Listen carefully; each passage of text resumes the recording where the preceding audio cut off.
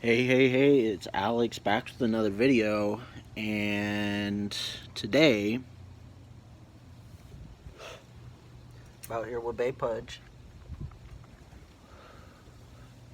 and I'm going to be reviewing fall leaves. So, here we got a green one, okay? Kind of wilted, very fall-esque.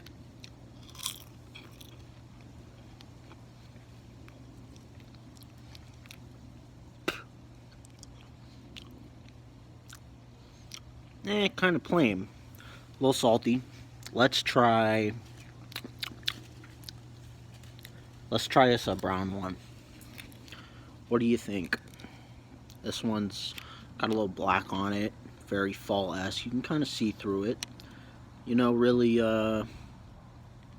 reminds you of autumn. Oh yeah. Now that is good. That's salty.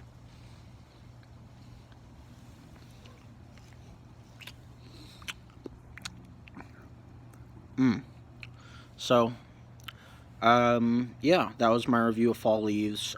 Brown ones are better, saltier. Try some today.